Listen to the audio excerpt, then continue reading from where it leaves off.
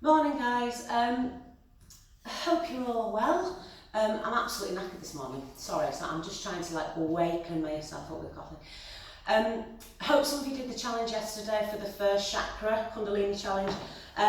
Today we're going to be working with the second chakra up, which is often known as the Sacral Chakra or Svadhishthana chakra, and this basically governs just a little bit up from the first chakra, Muladhara. It's basically governing the sex organs, ovaries, lower intestine, the bowel, all those sorts of organs that we're working with there. So whenever we're working with the chakra on a physical, mental or spiritual level, we're working with those specific organs as such. So when this chakra's out of balance, you can often feel a little bit, let's say, frigid. We've all been there. Frigid's one of the things, a low sex drive, these sorts of things. Also fear is governed in this area, so specifically the fear of death. So obviously because it's related to your reproductive organs and stuff like that, I think it's got a lot to do with survival antics. So when this chakra's in balance, you're often at your height of creativity. You've got a sort of healthy sexual relationship with yourself. And if it's out of balance, usually you're coming from a very fearful place and your creativity is low and these sorts of things. So when I'm working with this chakra, I specifically like 3 types of exercises that I use in Kundalini Yoga. The first one that I use is called Ego Eradicator. And some people don't relate this actual exercise to that specific chakra, but I do personally, because I think when we're working with fear or the fear of death, I think the ego's got a lot to do with that. So the more you're within your egoic mind, the more you're going to start to fear death. So we're working with trying to have a healthy, balanced ego, so we can start to work with a little bit more of our higher selves, if that's the way to describe it, and allow ourselves to be free of the fear of dying, because, you know, it happens to all of us, and it's as simple as that. So, first one is Ego Eradicator. This is probably my favourite one. I'm going to have to teach Breath of Fire, I'm really sorry. This takes time to understand, and even sometimes I can't do it, so it's a practice, it's not a perfect, this is always with yoga. Sorry, one more sip of coffee.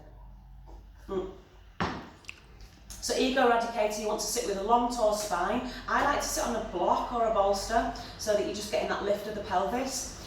And we're drawing the stomach muscles in, so light activation to sex organs, toilet muscles, mulla bandha. So that's going to stabilise your body. And then you're bringing your hands up at about a 45-degree angle. Is that a 45-degree angle? I'm really not sure, but hey ho, it looks like this. So you're bringing your fingertips in towards the palm and your thumbs pointing upwards. And it's quite an active hand like this.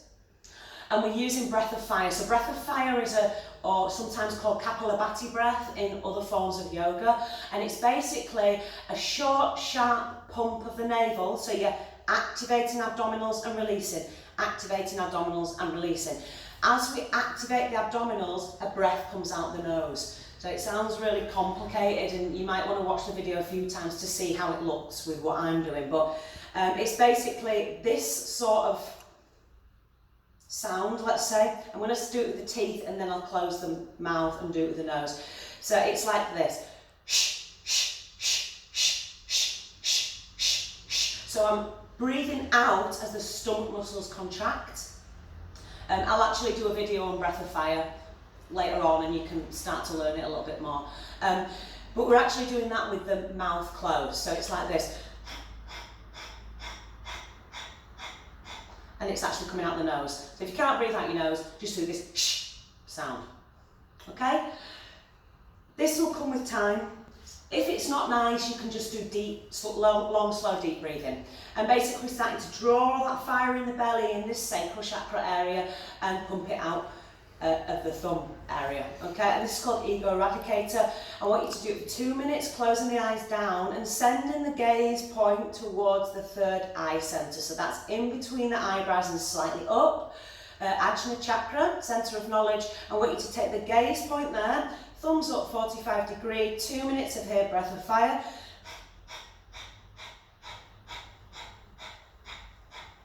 Or shh, shh, shh, shh, shh, shh, shh, shh, short, sharp pumps of the navel. Shh, shh, shh, shh, shh, shh, shh, shh.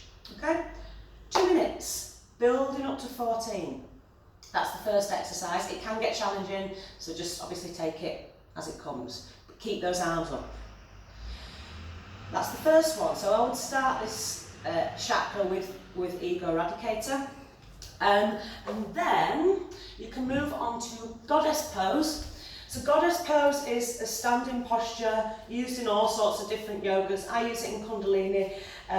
The feet are turned outwards like this, so almost like a plie squat. The knees are pointing in the direction of the big toes, and you're squatting down so that the thighs or the hamstrings under thigh is almost parallel to the earth. Now I can't see that mine are. It doesn't really matter. You don't have to be perfect with anything you do.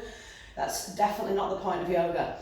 Okay, so from here you're sinking deep, you're activating pelvic floor muscles. Okay, so if you don't want to go for a wee on the spot, squeeze them muscles. Then you draw the hands so that the palms face upwards and the elbows again are sort of parallel to the thighs. And you sink deep here, and it's a really strong pose. So all the poses around this area are building fire and strength, and they're all very strong. Oh, already I'm like knackered from this. But sink as low as you can. I like to close the eyes down and send the gaze towards the third eye centre because it just gives you a little bit of a focus point. Breath is long and deep. It needs to be.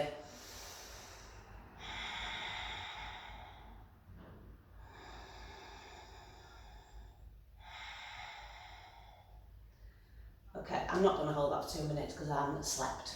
But let's say hold that for 2 minutes and then trying to come into 14 minutes after that. Okay, last posture. What is it? Archer's pose. Okay, Archer's pose is like a warrior 2 feet. So 1 foot pointing forward, knee joint directly over, make sure you can see your big toe. I like front heel, back arch aligned. Everybody's different in warrior 2, but I think that's the most balanced position for me. And then I'd slightly turn the back toe inwards so it's tracking a line with the knee joint. And then I come into warrior 2 to start with.